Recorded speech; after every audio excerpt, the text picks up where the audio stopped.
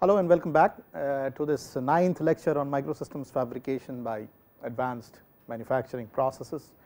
A quick recap of what we did in the last lecture. So, we actually tried to investigate the Shaw theory, okay, and try to predict the material removal rate of a USM process, ultrasonic machining process, by using the Shaw's model. We also subsequently saw that there are two ways of removal of the material, one where it is the material removal is because of direct hammering action of the tool on the grains, and the second way of material removal is because of a reflected grain which comes off the surface of a tool, and that is impacted, or that impinges onto the workpiece and removes some material by flowing the material off. Okay, so these are the two principal ways of doing USM and material removal subsequently, and we also found out that the depth of indentation HW, the amount of impact that the grain would have because of direct hammering is much more in comparison to the amount of impact that it would have otherwise. Okay, so this is HW dash. So HW is much greater than HW dash, and then we actually investigated some trends of material removals rates on various machining parameters like the amplitude of motion, the frequency of the vibrating tool head, the grain diameter, the average grain diameter, so on and so forth. We also subsequently saw that there is a little difference between the theoretical model estimating the material removal rate of a USM process predicted by Shaw and the experimental in terms of grain diameter, and what experimental studies have suggested is that the material removal rate is proportional to the single power of the average grain diameter small d, whereas theoretically predicted model predicted the material removal to be proportional to d to the power of 3 by 4. And so we saw how Shaw very nicely studied a correlation between the projections on a grain surface and the overall diameter, average diameter of a grain, and by putting it into his theory he could actually balance the theory to the experimental data which had come, and so we could have finally the MRRQ proportional to the diameter d. So in terms of non-conventional machining, some of these situations do happen where there is a force fitting of the experimental the theoretical model into the experimental world which comes into picture, but they have high utility because the predictive theory actually gives you a framework through which at least some of the parameters, machining parameters, can be very closely investigated as to how they impact the material removal rate, and the whole purpose of any machining process whatsoever are three folds. One is how or what the average roughness of a cut surface would be, or what is the material removal rate or yield of the process is a very major aspect of all machining processes. Okay, so is that for USM. So today we will actually do a numerical design of one such machining operation and try to estimate using Shaw theory what is the material removal rate which would finally come out. Okay, and for doing that, let us look at this problem here. So we want to find out the approximate value of time of machining needed for a square hole. The dimensions of the holes are given to be 5 mm into 5 mm square, and it is actually in a tungsten carbide plate having a thickness of 4 mm, thereby meaning that the volume is actually 100 millimeter cube. The abrasive grains are of diameter 100 microns or so, 0.01 mm, and 10 microns or so, 0.01 mm, and the feeding is done with a constant force of 3.5 Newton. Okay, so the feed force of the F average of the tool head is 3.5 newtons. The amplitude of oscillation, the tool oscillation, is about 25 microns, which is typically the distance between which the tools operate.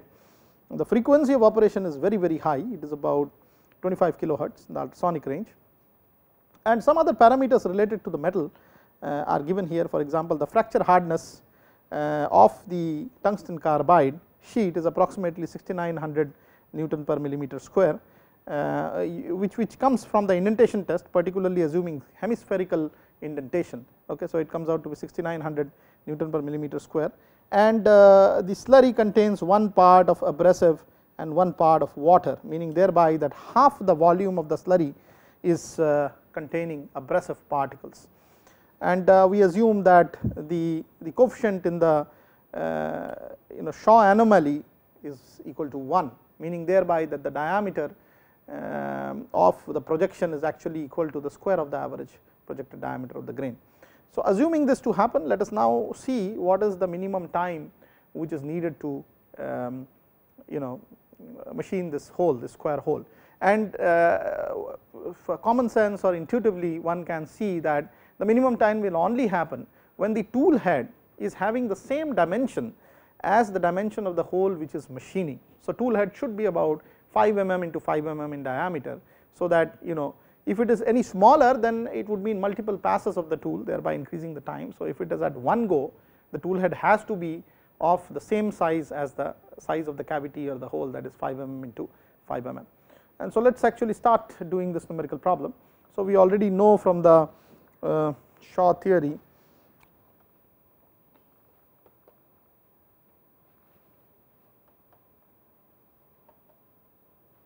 that the material removal rate Q, MRR, okay, is proportional to, and this is the modified Shaw theory, so it is proportional to the single power of the grain diameter average, grain diameter small d, 3/4 power of the average force of the tool, okay, 3/4 of the amplitude that the tool undergoes, is proportional to the 4th power of the concentration of the abrasive grains in the slurry, proportional to the single power of the frequency of the vibrating tool head, and also is inversely proportional to the flow stress of the workpiece to the power 3/4, and 1 plus hardness ratios of the workpiece and tool to the power of 3/4. Okay. So since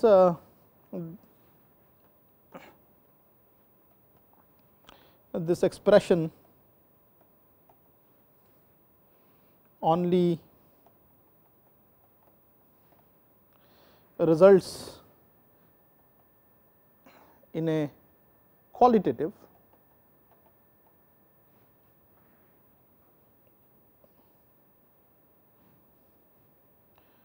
aspect of the machining process,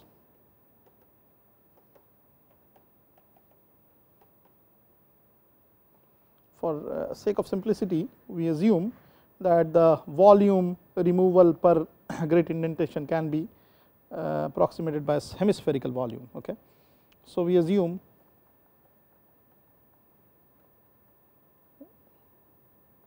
that volume removed per indentation of the grain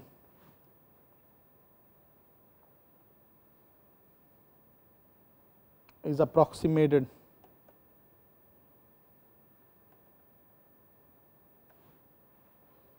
by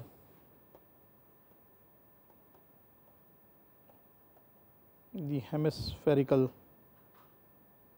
volume 2/3 pi times of d/2 cube, okay, where actually d is again related to twice root of d1 times of hw. d1 is the grain diameter or grain projection diameter,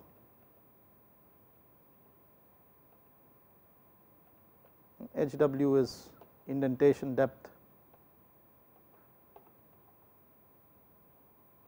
of the grain. All right. So that is what the MRR would really be. Okay. So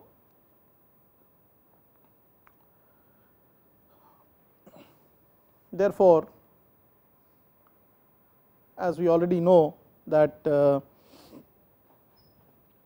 we have a correlation between hw square, depth of indentation, and these other different parameters, force average times of amplitude divided by pi, the grains in contact with the workpiece per impact times of d1, which is the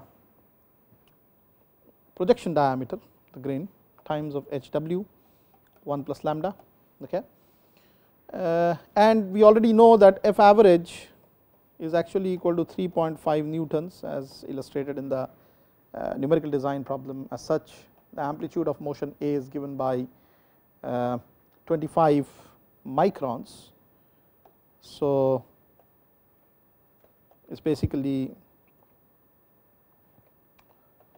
25 10 to the power of minus 3 millimeters, and the frequency nu is given by 25 kilohertz. So, 25 10 to the power of 3 hertz. So, MRR in this case can be estimated by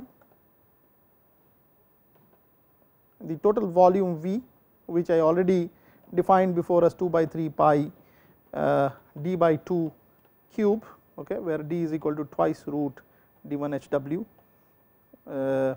times of the number of particles making impact at one cycle or one impact of the tool times of nu, the operating frequency of the vibrating tool head. So, let us actually find out what would be the Z value to begin with. Okay. So, what is Z? So, as we already know that the numerical design allows a 1:1 ratio of the fluid to the abrasive particle,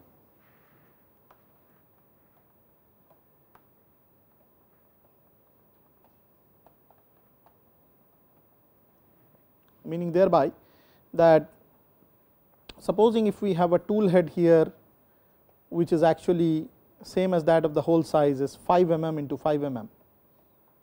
Okay. Just for minimum time, for the sake of minimum time, I have very well explained this previously. So, the total area which is available of this tool is actually 25 millimeter square, right, total area available, and this area has to be flooded by a slurry between this and the workpiece surface which is situated down here. So, this whole volume has to be fitted by a slurry which essentially contains these particles in the ratio of 1:1, meaning thereby the 50% of this area, half of this area needs to be inundated with particles, and the particles, as you know already, are having an average grain diameter d with an area of pi by 4 or pi d by 2 square, pi r square. Okay. So, this is the area of projection of one grain. We have very well illustrated it before. It is basically this area here, right here, of one particular grain. We assume all the grains to be of similar size by the Shaw theory. So, these are all the diameters, the average diameters of the whole grain. So, therefore, the numbers which are available per impact between the tool and the workpiece here would be given by the total area to be flooded with the particles by the individual particle projection area, right. And therefore, if we assume the grain diameter d as we had illustrated earlier to be about 25 about 10 microns, about 0.01 mm, then we should be having a ballpark figure of what this Z value could be.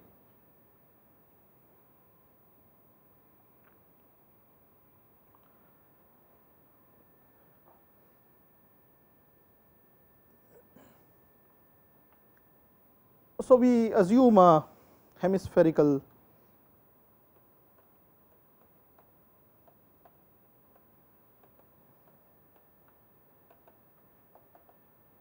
impact, okay, and we know that for a spherical indentation test,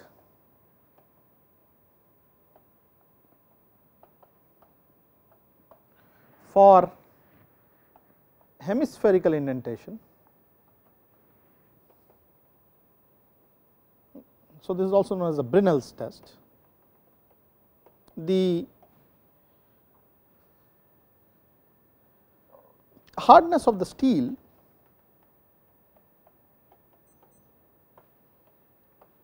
at 50% impregnation comes out to be 1360 Newton per millimeter square. The problem already defines that such a hardness, if you consider in terms of the tungsten carbide. So, hardness of tungsten carbide,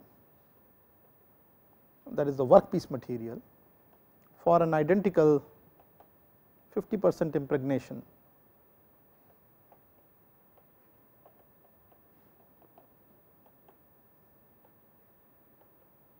is given to be about 6900 Newton per millimeter square. So, obviously, the lambda value, which is nothing but the hardness ratio between the workpiece and the tool, as illustrated many times before, comes out to be about 5, right, 6900 by 1360. So, it is about 5. So, fine. So, we have the lambda value here. We also have kind of a ballpark figure for the z value here, okay, and the z value, if you consider the value of the diameter as 0.01, is actually coming out to be about 159,235. So many particles are there between this tool surface, okay, and the workpiece surface, assuming a 1:1 ratio of the fluid to the abrasive particle in the slurry. So, we already have the z value, we have calculated or modeled the lambda value, and now the question of the grain projection comes into picture. So, as you know, here we had already assumed that, let us say for example, this was the deformation that the grain surface had. So, the grains are represented by some projections of different diameters, right, and this diameter here, for example, of this particular sphere is d1, okay, and the average grain diameter somewhere here is maybe about small d. So, in this case, as I told in the previous Shaw theory, the d1 is proportional or found to be proportional to square of d, in this case as and equal to mu times of square of d. Mu is 1 in this case, and so therefore, d1 can be safely estimated as square of d. Okay. So, the d1 value comes out to be equal to square of the grain diameter, and the diameter of the grain, as you know, is 0.01 millimeters. So, this comes out to be 10 to the power of -4, okay, millimeter. Okay. So, this is actually it's just a correlation equation. So, it is not dimensionally correct though, but then it is some kind of a correlation numerically between what happens between the, let us say, the value of d1 and the numerical value of the average diameter of the grain d, without looking at the dimensional aspect of it. So, the grain diameter can be from experiments that Shaw did over a microscope, predicted as about 10 to the power of this is the effective grain diameter, 10 to the power of -4 millimeters of the surface. And while doing this, there is an indentation HW that the grain would like to have on the surface here. So, this HW, as you know, has earlier been predicted by the equation 8 F average times of amplitude of motion of the tool head divided by pi z d1 HW times of 1 by lambda. We already know what d1 is, okay, from here we already know what the lambda value is, it is about 5, which we calculated here. The z value earlier came out to be about 159,235. So, even we know the z value. The average force has already been illustrated before as in the numerical problem to be 3.5 newtons. So, this comes out to be 3.5 newtons. The amplitude of motion of the tool, the oscillation of the tool is about 25 microns, which means about 25 10 to the power of minus 3 mm. So, putting all these values here, the value of HW can be predicted as 0.00006 mm. Okay. So, that is about it, the indentation depth. So, one thing that I would be very carefully looking at is that consider or think about the magnitude of the indentation that is happening on a surface. So, it is only about close to 0.6 microns. Okay. So, even it is not even 1 micron. So, which means that the surface finish of such a process is expected to be very, very high. Okay. So, it is less than a micron finish, about 600 nanometers, up to which the indentation of a single grain of size of about 10 microns can go for a magnitude of force which is as high as 3.5 newtons with an operating frequency of 25 kilohertz of the tool head, and and that too in a very hard surface of tungsten carbide. Okay. So, that is about the level of finish of such surfaces, and therefore, from a conventional machining standpoint, these processes seem to have a better finish, better degree of finish of the surface, the workpiece on which they are operating, although their yield may be very small, as I will just illustrate in the next set of calculations, where we try to calculate the time that is needed for completely machining this square hole on the thick plate, or about 4 mm thick plate of tungsten carbide. Okay. So, let us look at Q now. So, the value of Q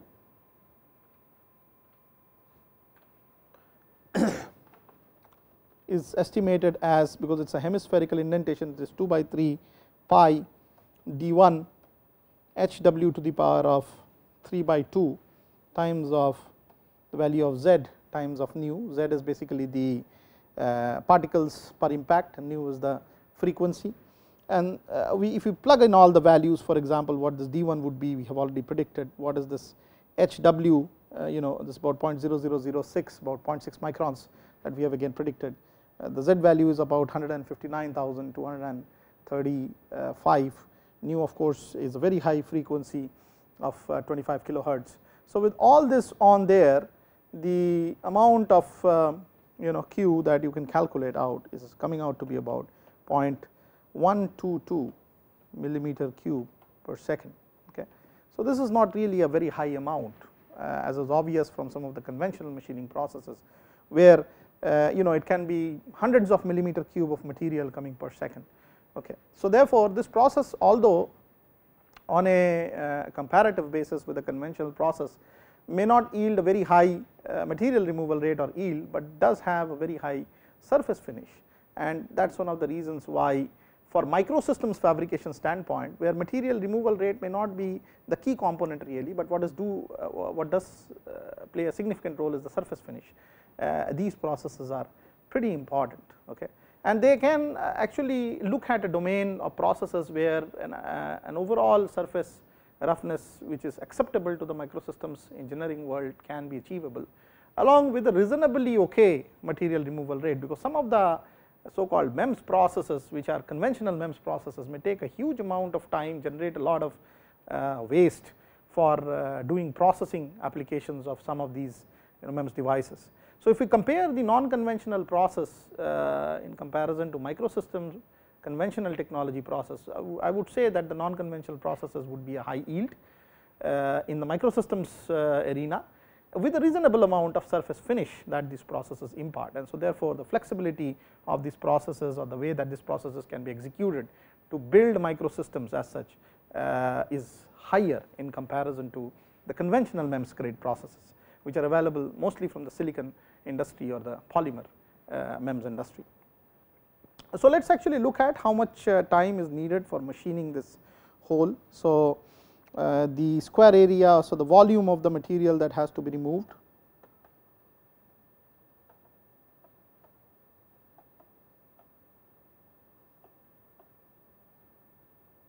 as you know, it is a 5 mm into 5 mm square hole with a 4 mm depth. So, it is 5 into 5 into 4, about 100 cubic millimeter. Okay. and you know, the amount of time that is needed. So, the time needed for material removal becomes 100 divided by 0.122, which is about 13.66 minutes. Okay. So, a plate of about 4 mm thickness of tungsten carbide, where an area of 25 square millimeter need to be removed on the plate, would take about 13.66 minutes, okay, to get machined or removed. So, it is really not a very high yield process in comparison to some other method like maybe drilling, which exists in the conventional world, but the advantage here, as I told you, is that you can really focus very narrow using masking technology, and you can also ensure that you have a reasonable amount of surface finish, okay, or surface roughness in microns, which can come or in a fraction of a microns, which can come automatically by virtue of the nature of the process. Okay. So, that is how we have. So, if you look at really the actual time, this is theoretically predicted time. Okay. We should mind that that is a theoretically predicted time, but if you look at really the actual time of the process, the actual time is much more than the theoretical time, because we are assuming that this process is 100% efficient. That means one impact is producing a flow, but that may not be the case, because you think about it, that if there are lot of abrasive particles packed in the slurry, there is a possibility that there would be intergrain collisions, there would be collisions with the debris as such which gets generated, and there is a huge amount of chaos or randomness in the system of the particles, the debris floating around in the slurry material, and therefore, the amount of you know, material removal may not really proportionately be varying on the amount of grains which are impacting the surface. Some of the grains, for example, may have reduced momentum while they go close to the surface, particularly in the free flow case, and in the direct hammering case also there may be a case where there is a grain on grain, because of which some complete crushing action may happen of one of the grains because of higher forces. Okay. So, all these sort of necessitate the process to be less than 100% efficient. Okay. So, if you look at the process, typically it may take several more minutes, about 30 minutes or 40 minutes for the whole process to get formulated, which can be even up to the extent of 2 to 4 times of the predicted values, and therefore, this is only an ideal case to give you a ballpark understanding of what could be time of removal of material for such a process. So, basically let us look at a slightly different connotation now, and let us see the impact of change of tool material on the machining time, particularly in a USM process. So, let us say we have this example here where we want to determine the percentage change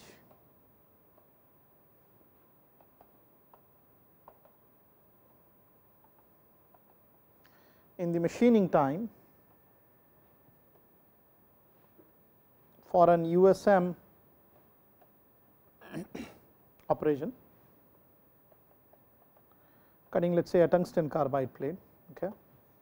When the tool material is changed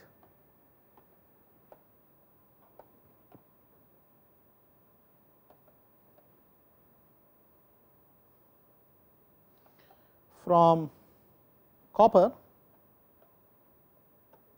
to stainless steel. Okay. So, intuitively one can really assume that what should change is the lambda value. Lambda, as you know already, is the hardness of the workpiece by hardness of the tool, okay, and the tool material is changing from copper to stainless steel SS. So, therefore, because of the impact here, the overall lambda value should change. So, if supposing we had for the different tools QS and QC as the two MRRs for stainless steel and copper, okay, respectively. So, we can easily write that QC by QS, okay, is actually equal to, because nothing else varies, it is only the lambda which is varying the workpiece remaining the same tungsten carbide. Okay. So, basically the lambda varies typically between lambda c, which is actually equal to H WC tungsten carbide by H copper, okay, to lambda s, where lambda s is H tungsten carbide by hardness of SS, okay, stainless steel. So, QC by QS comes out to be equal to 1 by lambda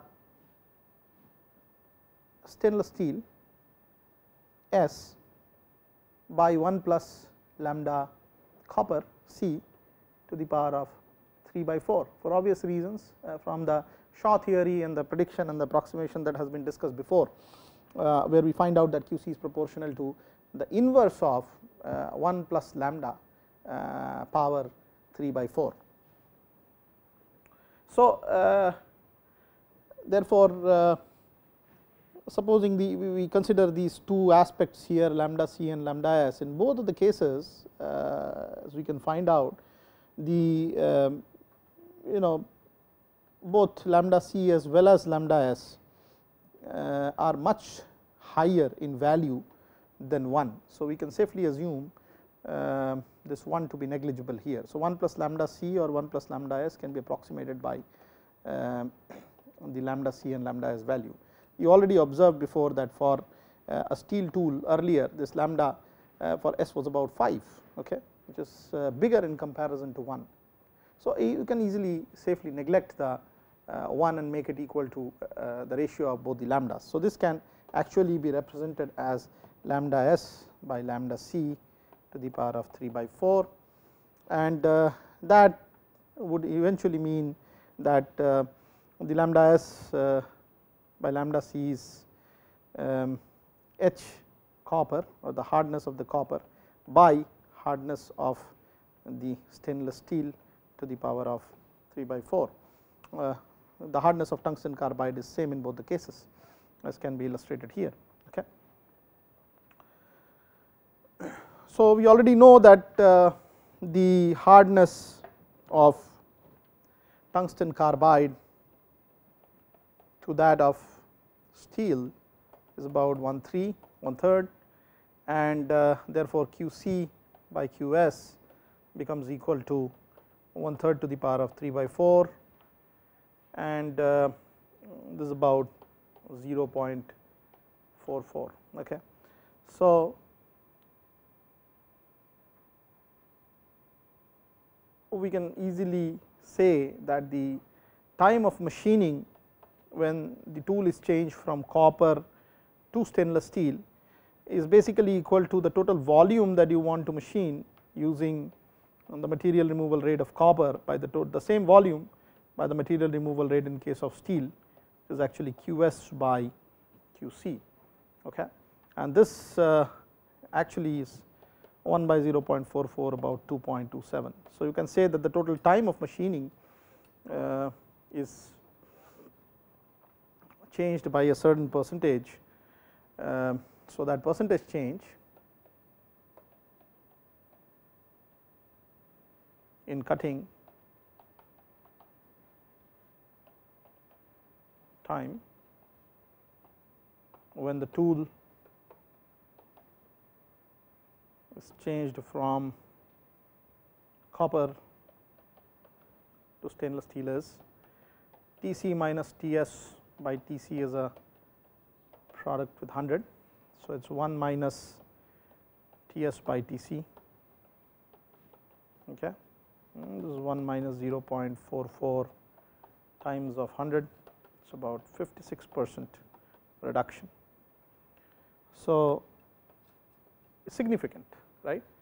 So, therefore, just by changing the tool material between stainless steel, I mean copper to stainless steel, you are actually reducing the machining time by 56%. So, as I already illustrated at the beginning of explaining ultrasonic machining, the tool needs to be a little ductile in nature, okay, and the harder or the brittle the workpiece is, the better it is in terms of material removal rate, although the average roughness would go up.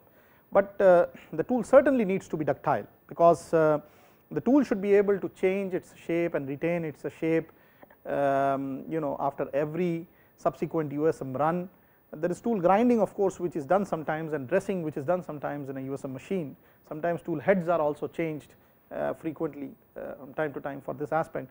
But then you can see that if it is a softer material of the tool, then the indentation caused by the grain on the tool surface would be more in comparison to if the tool were a harder material like SS. So when you have changed from copper to stainless steel, the impact that the tool would have on the grain is more directly fed into the workpiece in terms of impregnation of the grain on the workpiece, and therefore there is a huge amount of reduction in the machining time, okay, because SS is harder in comparison to copper.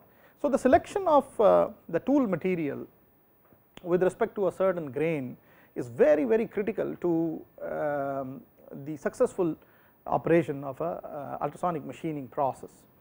So let us now, so we have kind of looked at various design examples and what are the different aspects of the USM process. Let us now focus a little bit on the ultrasonic machining unit, how the machine would be or how the machine looks like, and what can be modified or what appendages can be given to the machine for particularly microsystems fabrication process.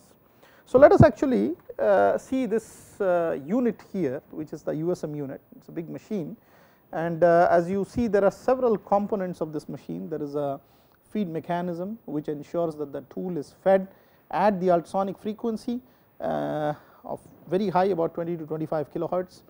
There is a position indicator for closed loop control where it gives you an indication of where exactly the tool is spaced at a function of time, and it tells the feed mechanism whether it has to be moving towards the workpiece or away from the workpiece. And there is an acoustic head which actually is the head which is responsible for creating the ultrasonic frequency, okay. So this feed mechanism is just feeding the tool, and the acoustic head is basically the one which creates a frequency, okay. And typically, as I will tell later, this is realized by magnetostrictive materials where there is a change in the dipole, the magnetic dipole, or the properties associated with the grains of the material with an ambient magnetic field. So if you keep on varying the magnetic field by a coil of current around that material, it would change shapes and sizes, and then it can actually vibrate at a very high ultrasonic frequency by an externally influenced magnetic field, okay. So the acoustic head is typically made of those magnetostrictive materials. So that is one part of it, the acoustic head. Of course the feeding unit, which comprises of the feed mechanism and the position indicator. There is also a manual drive to the system, so you can actually manually change the position of the tool with respect to the workpiece. This right here is the tool head, okay. So that is what needs frequent replacements, and this is the tool really positioning itself with respect to the particles with respect to the workpiece. And the whole unit down here, starting from the tool all the way to the bottom of the machine, is because you have to smoothly flow the abrasive slurry. So you have a slurry tank here, okay, and there is a pump which pumps out the slurry from this tank, and it sends it into this cavity here, and the cavity is really where the workpiece is immersed, okay. So the work is actually immersed inside this cavity, which already comprises of a flowing abrasive slurry, and so therefore there is a continuous flow of the slurry into the work zone and taking away of the slurry, thereby meaning that the debris which is generated is also carried away by the viscosity of the material, which would have the abrasive particles into it, okay. And this work table is a very heavy work table where you can actually have a XYZ position positioning or alignment mechanism for facing the different zones of the workpiece with respect to the tool, okay.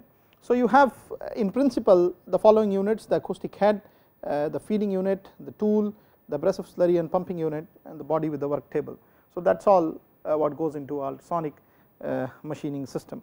So we look at individual components now. This is what the acoustic head really is, and the function, as I have already indicated, of the acoustic head is to produce a very high frequency vibration of the tool, which would actually be in the ultrasonic range, and it would be able to machine materials based on that. So it consists of a generator for supplying high frequency electric current, a transducer to convert this into mechanical motion in form of high frequency vibrations. This right here is the generator, okay, and this is the magnetostrictive material, the transducer, okay, which is actually having a coil. You can see these coils here coming from the waveform generator, meaning thereby that if a high frequency is given to this coil, then there is a change in the grains, and so there is always an external magnetic field. So supposing there is a dipole moment set like this, north south, something like this, and then there is an externally influencing magnetic field. So this would change its shape on a certain, the dipoles would rotate, okay. So it can go to this direction also, and it can go back again. So overall the size of this material would keep on changing and vibrating on both sides. So that is the case here. So this whole thing is going up and down because of the change in the ambient magnetic field as done by the generator, and that is what magnetostrictive material does. And there is a holder to hold the head, of course. So this whole system here is the holder, and the holder has also some fluid which is a cooling fluid for particularly this current coil, because it produces a lot of eddy currents, okay, in the magnetostrictive material as such when there is a magnetic field, and somehow it has to be also cooled simultaneously so that it goes to certain temperature. There is a concentrator to mechanically amplify the vibrations while transmitting it to the tool. The tool is kept at the end of this concentrator. So this shape here is actually by design, okay. So whatever vibrations are emanating out of the magnetostrictive material can be focused onto the tool very sharply, so that you have less wobble in this direction and more vibrations in this direction, okay. And most of the transducers actually, as I already told you, works on this magnetostatic principle, particularly because it is highly reliable in high frequency ranges. 15 to 30 kilohertz is typically the operation frequency range of a USM tool, and it also has low supply voltage and simple cooling arrangement, which prevents the heating of this core, okay, the magnetostrictive core of the particular transducer. And further losses can be reduced by stampings, just as a way you use in transformers, where there is some adhesive bonded between the various stampings, so that currents may not be produced in the bulk. It may be limited to these stampings as such, okay. So the dimensions are so chosen that the natural frequency sort of coincides with the electrical supply frequency, and so you have everything done in resonance mode, okay. And so all the vibrations which are generated by less amount of signal from the generator is first amplified using this, or first super concentrated using this concentrator, and then also this whole system is operating in resonance mode, thereby meaning that amplitudes of motions would be very large for a small amount of vibration. So the full utilization of generator power can be made that way.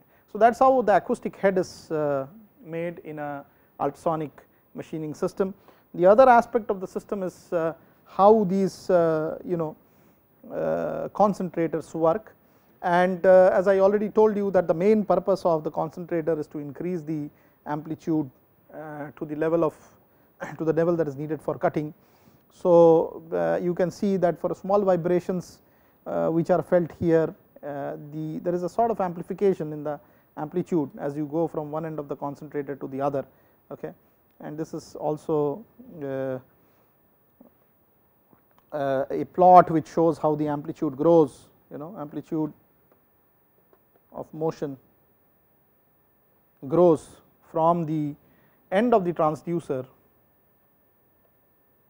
to the end of the tip, and there can be various concentrators, can be exponential, conical, or stepped form of concentrators which would do the same job as illustrated here, okay, in this particular figure. So you can see the amplitude of longitudinal vibrations of the transducer concentrator assembly is amplified. and what is important is that the system should be held to the main body at a nodal point, okay, and that has to be very firm, so that the transmission is 100% efficient between the transducer as such and the concentrator, okay. So that is how the full details of acoustic heads are.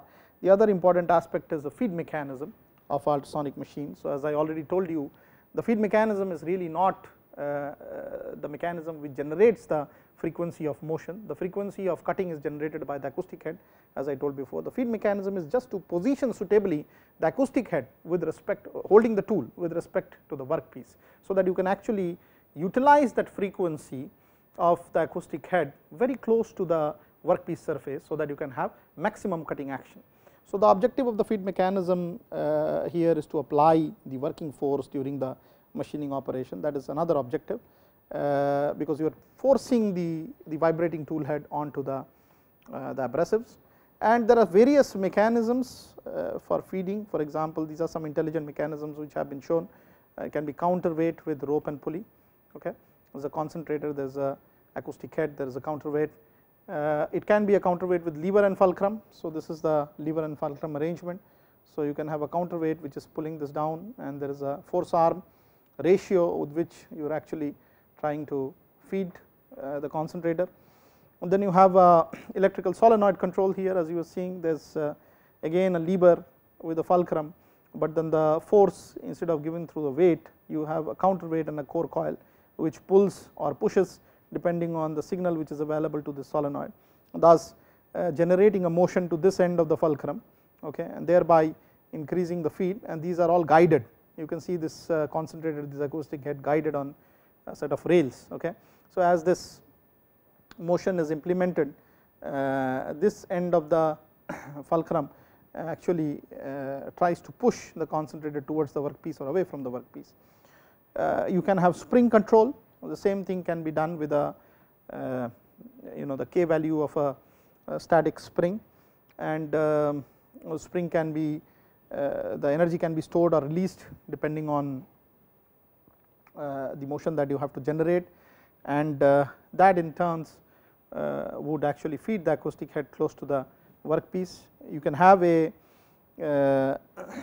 hydraulic or pneumatic arrangement, as is illustrated here. There is a cylinder through which there is a piston which is moving up and down by pushing oil on both these chambers alternately, so that you can have up and down motion, and that way we can actually feed the concentrator near close to the work surface. Or you can have a positive feed mechanism using a stalled motor which develops a torque through a set of gears, okay, and that is the principal cause of motion. And of course you need a damper or a dashpot for absorbing some of the ramming effects of this feed mechanism. So these are the different feed mechanisms: counterweight type, spring type, pneumatic, hydraulic, motor type, so on and so forth, and these are used very often in most of the USM systems, ultrasonic machining systems. The other important aspect of a ultrasonic machine is the design consideration for the tool as such, and the tool is, as you know, a very important component. I told you already, the tool has to be of a strong but ductile metal.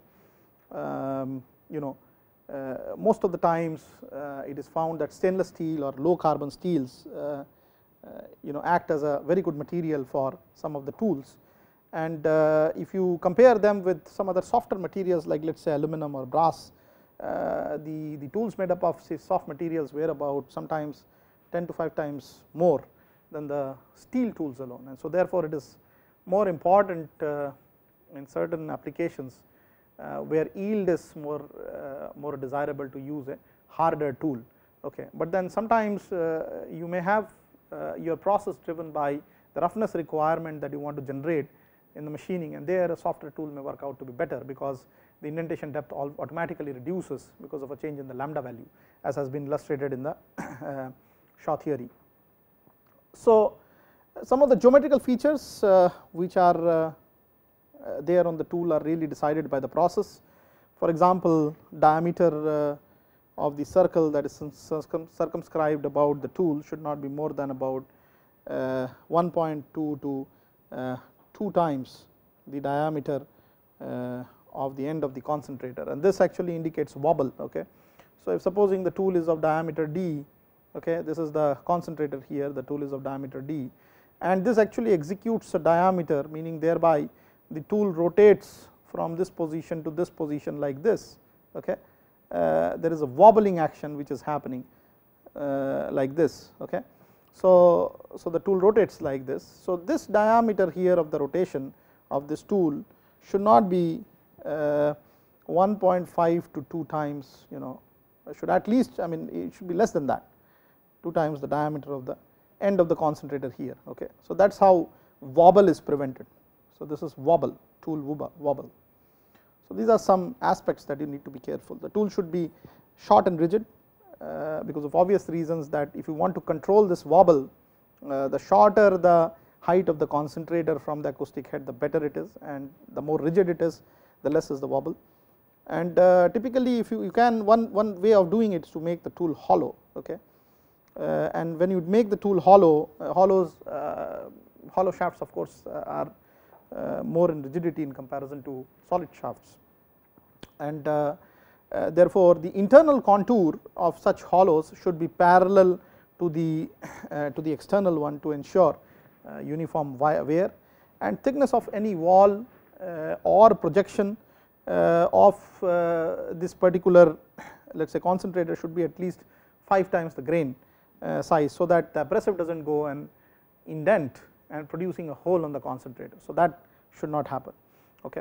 So, that is another aspect, that the thickness of any wall or projection should be at least 5 times the grain size, should be sufficiently thick for the grain to not indent and create a hole, okay, onto the concentrator. And in case of hollow tools, the wall should not be made thinner than about 500 to 800 microns, because after that there is a tendency of the grains to automatically start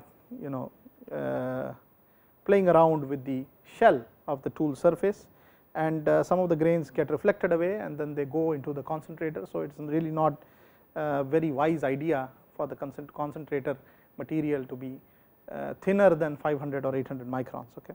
So, when designing the tool, also the consideration should be given to side clearance, which is normally of the order of about 0.06 to 0.36 millimeter, and this depends really on the grain size of the abrasive.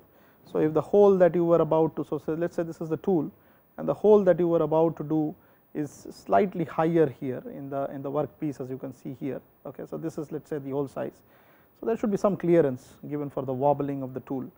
Okay. And so, that clearance is of the order of about close to sometimes 60 microns or about 360 microns, and it is highly dependent on what grain size you are using of the abrasive. So, these are some of the design considerations for the USM tool, okay, which is important.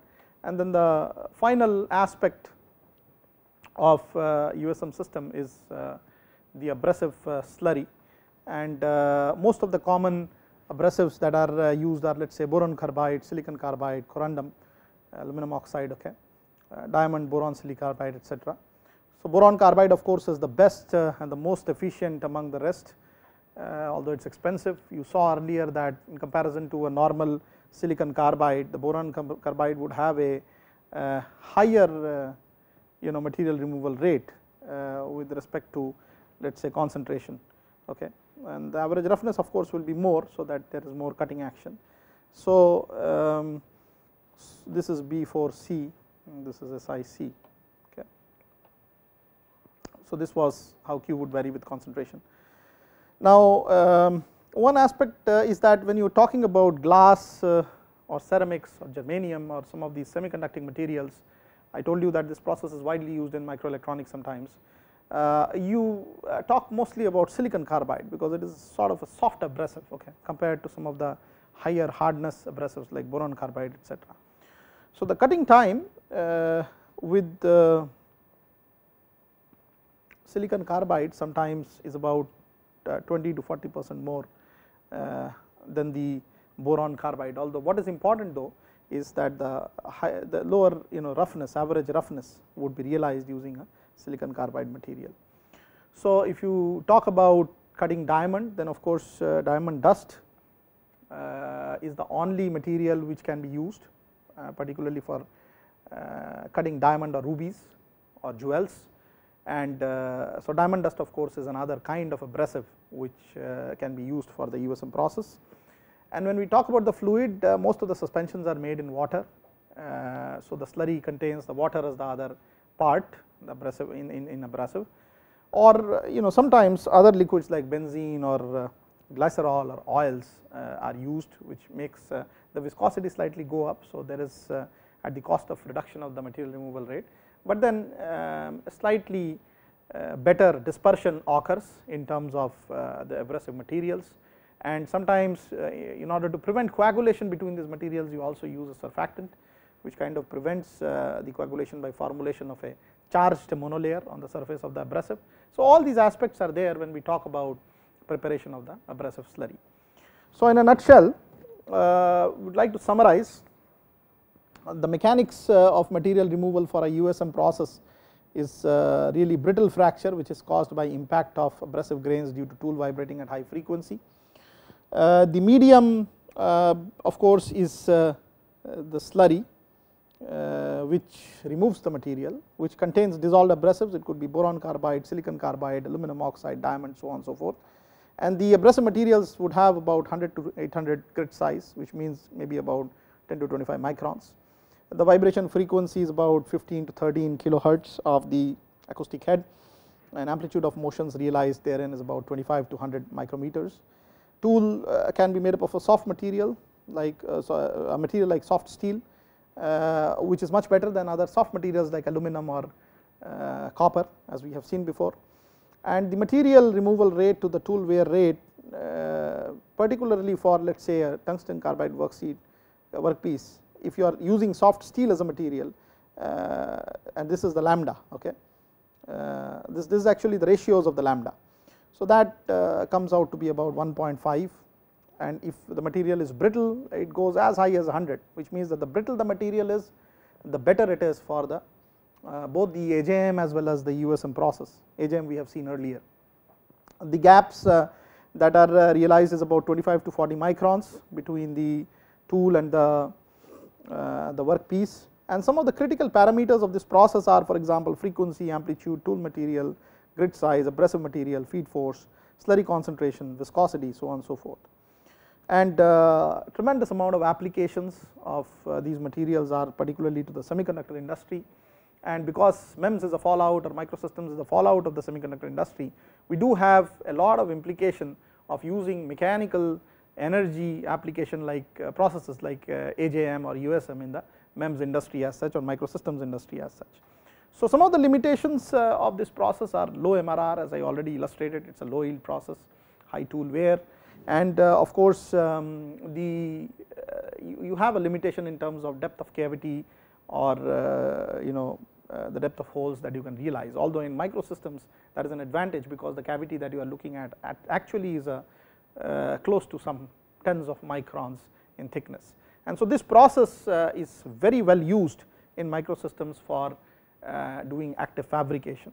So today we come to the end of this lecture, but then I would like to illustrate that in the next lecture I would give you a detailed overview of applications of both the AJM and the USM, that is the mechanical mechanical energy based processes, non-conventional processes in fabrication of microsystems. Thank you.